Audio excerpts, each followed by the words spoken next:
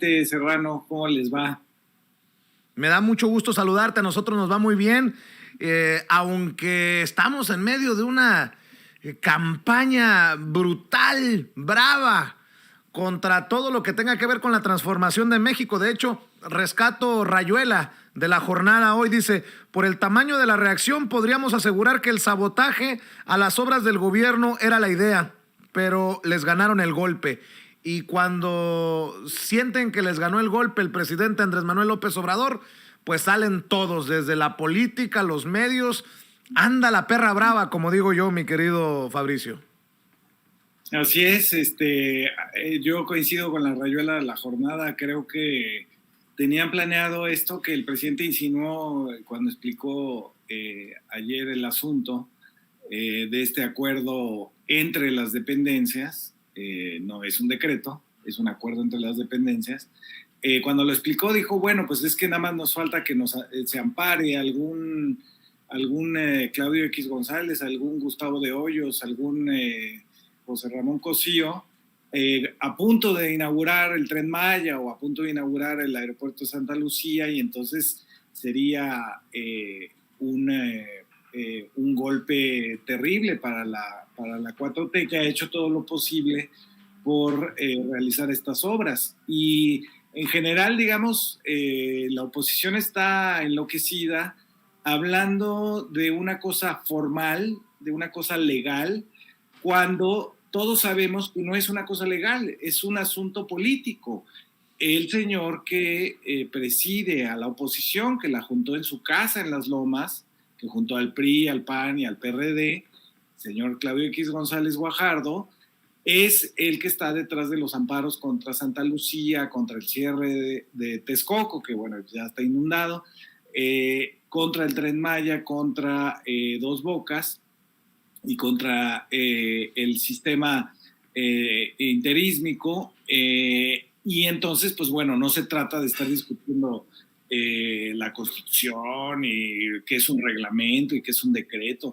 No, lo que hay que estar discutiendo es lo que hay de político en esto, es decir, hay un conflicto entre dos fuerzas, y esta fuerza de Claudio X González, el PRI, el PAN y el PRD, quieren usar a la ley, a las jueces, a la Corte de la Nación, como un instrumento para obstaculizar a los proyectos de la 4T, y eso es de lo que se trata. No estamos aquí hablando de que si el artículo no sé qué se violenta. No, estamos hablando de una cosa de política y de seguridad nacional, en el sentido en el que lo definen. Ahora se hacen locos los abogados diciendo, no está definido eso de seguridad nacional.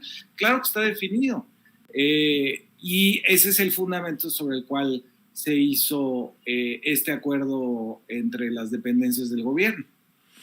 Oye, Fabricio, y vemos a un Loret de Mola que asegura que este decreto es para cubrir los contratos corruptos que él destapó en Latinus en torno al aeropuerto de Santa Lucía con la Secretaría de la Defensa Nacional. No, sí, el mundo alrededor de Loret de Mola.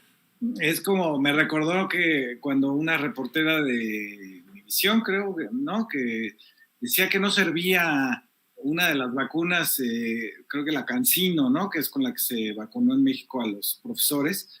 Decía que no servía porque le había sacado una foto a una gráfica que no estaba completa, y entonces al día siguiente Hugo López-Gatell suspende las conferencias, y entonces decía ella que había sido porque la había descubierto en el fraude que era la vacuna y etcétera, ¿no? Son estas cosas ya que tienen que ver más con terapia psicoanalítica, con esas cosas, que con realmente una cosa que podamos discutir ya con Loret, ¿no? Ya que se puede discutir con Latinus. Es decir, ayer en un artículo muy extenso de Polemón se hace claro que ese dinero de Latinus, bueno, además del de Silvano Aureoles del estado de Michoacán, que era una desviación de los recursos de salud precisamente, también en Tamaulipas, Cabeza de Vaca desvió los recursos de salud para dárselos a latinos. Es decir, que Loret de Mola está viviendo de la desatención en salud en varios, por lo menos en 2 estados de la República. Yo no sé cómo duerme.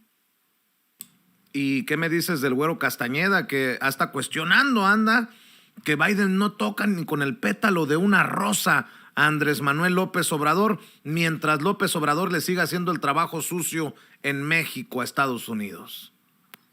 Imagínate el que, ese es otro bocadito de terapia. El que hizo Jorge Castañeda, el Güero, hizo todo lo contrario de su papá. No tenía por eso ni pies ni cabeza la política exterior, porque era simplemente ir en contra de lo que había hecho su papá con López Portillo, ¿no? Entonces, el Come Si Te Vas, la Hold Enchilada, todas estas barbaridades, realmente cretinismos, ¿no? De la política exterior durante el gobierno de Fox, pues no constituyen absolutamente ninguna política exterior.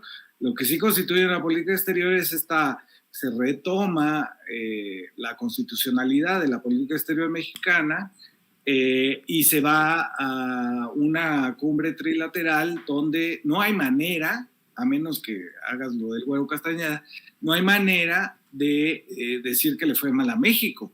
Pues México fue el que le insistió a Trump que el Tratado de Libre Comercio era indispensable, se aceptó de nuevo, se renegoció, se dejó a la parte energética fuera de esta renegociación y ahora hay una relación bilateral que tiene que ver con un nuevo trato a los migrantes, ahí lo ha dicho López Obrador, somos 38 millones de origen mexicano en Estados Unidos, no los 4 millones de origen cubano, de ese lobby tan fuerte que es el lobby cubano.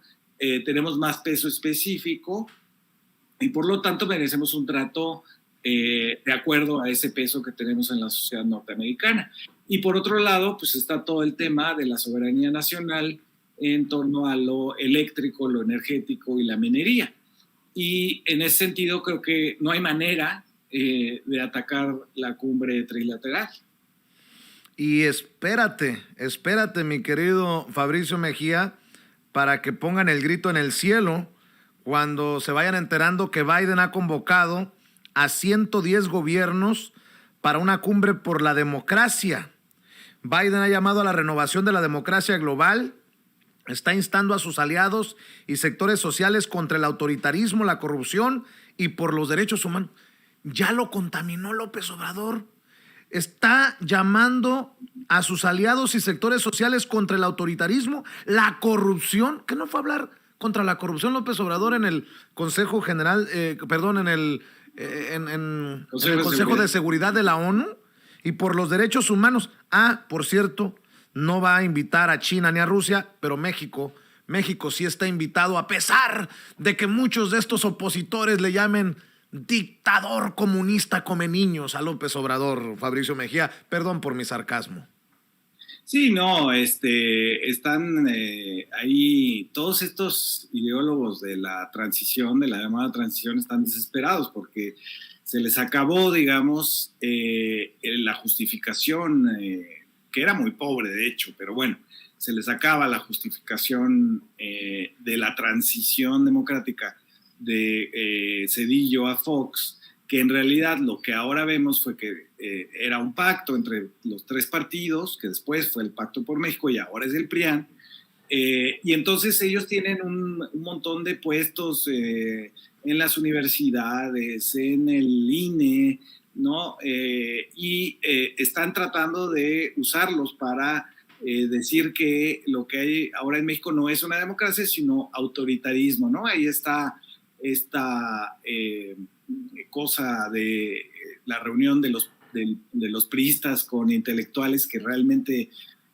yo por eso decía hace rato que ya no eran intelectuales orgánicos, sino inanimados, ¿no? Porque ya es la colección de todos estos transitólogos que hubo en México con Fox y que dijeron que no había habido fraude en 2006 y que justificaron absolutamente todas las triquiñuelas de este Pacto por México del PRIAN, y ahora están desesperados, ¿no? Y entonces van a ir a la cumbre de Biden, supongo que en calidad de mariachis, pero lo único que podemos decir es que pues en México hay una libertad plena, no se ha censurado a nadie, y ahí está la vida interna de los partidos para demostrarlo, ¿no? Incluso la derecha invita a un partido extranjero, a Vox, el partido fascista de los españoles, y no pasa nada, no hubo pues, ninguna aplicación del artículo 33, no pasa nada. Aquí, digamos, todo se sostendrá con nosotros, con los 30 millones de votos que le dimos a López Obrador, ese casi 70% de aprobación que tiene, y por supuesto que la revocación de mandato a la que se está negando el INE, según esto, por falta de recursos, será ratificado el presidente por otros 3 años más, y con él la cuarta transformación. Así es, Fabricio Mejía, como siempre es un placer saludarte, espero que no te pierdas tanto tiempo. Pues tú. Ya sé, ya te estaremos buscando para que nos acompañes en las mesas de diálogo. Siempre es muy interesante, muy importante escuchar tus opiniones aquí en Sin Censura. ¿Por qué no nos despedimos invitando a la gente a que te lea, que te busquen tus trincheras, que te apoyen también en redes sociales? Sí, estamos en Fabricio Mejía, @Fabricio Mejía en Twitter. Los sábados en La Jornada, los lunes con Carmen Aristegui, y en el Canal 21 también los jueves. Claro que sí, pues ahí te estaré molestando, Fabricio. Por lo pronto te mando un abrazo, tú sabes que tienes toda mi admiración y mi respeto. Muchísimas gracias, Vicente, te mando un abrazote. Cuídate, vamos a la pausa comercial porque se nos queman los frijoles, ya regreso después de esto. Estás escuchando Sin Censura con Vicente Serrano.